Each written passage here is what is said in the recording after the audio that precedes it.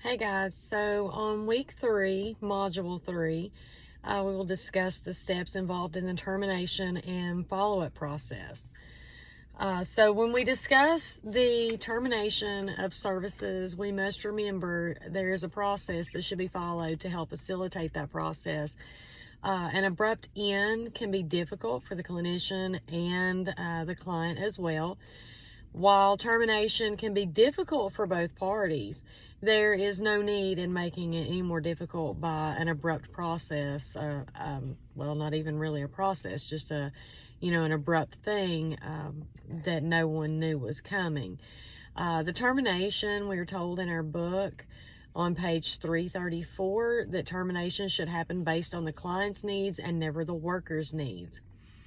To ensure the termination process goes as smooth as possible, the NASW, we're told on page 334 of our Empowerment Series book, also that the NASW Code of Ethics provides guidance about when social workers may terminate services to clients.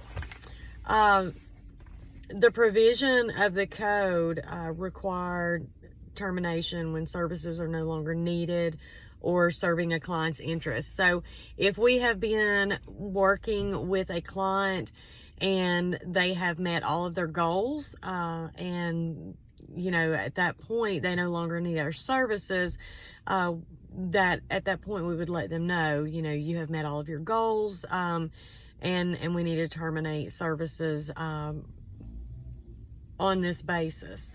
Of course, if there is other conflicts there, then those need to be discussed as well.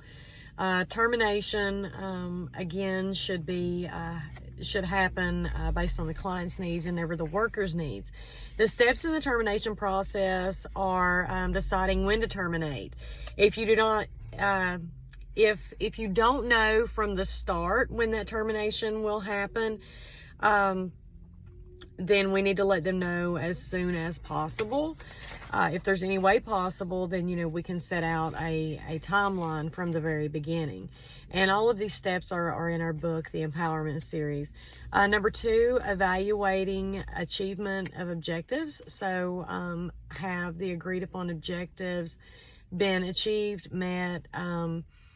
Termination may occur when the desired outcomes have occurred and when further process is no longer possible, and that's on page 335.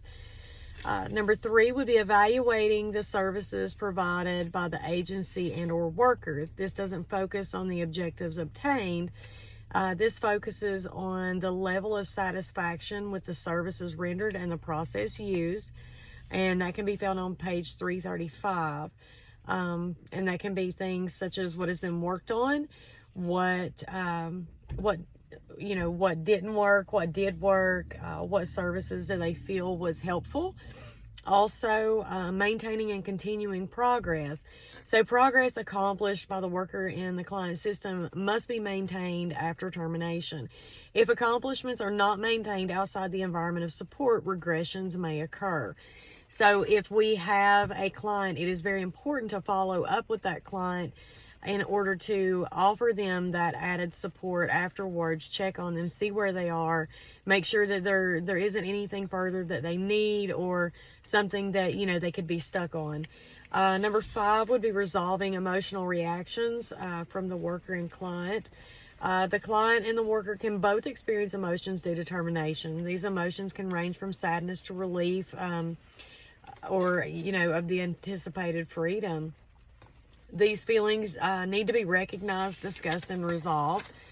Making appropriate referrals.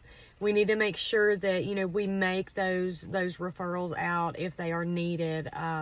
During the treatment time, if it has become evident that the client would benefit from additional services, we need to make sure that we get those referrals out there, that we advocate for them or give them the information for them to be able to do so for themselves. The goals of termination is to empower the client system. The empowerment means that the client will learn to use their own resources. And again, all of this is in our Empowerment Series. Follow-up contact between client and worker often serves as a booster to help clients maintain their changes over time, and that can be found on page 343. That follow-up, again, you know, it can be that boost that, you know, the client needs to hear. You know, they kind of bounce it off of you when you call and say, hey, I'm having an issue with this. Could you kind of help me out? And, you know, we just kind of give some advice and direction. One reason for follow-up is finding out if the client is functioning after intervention.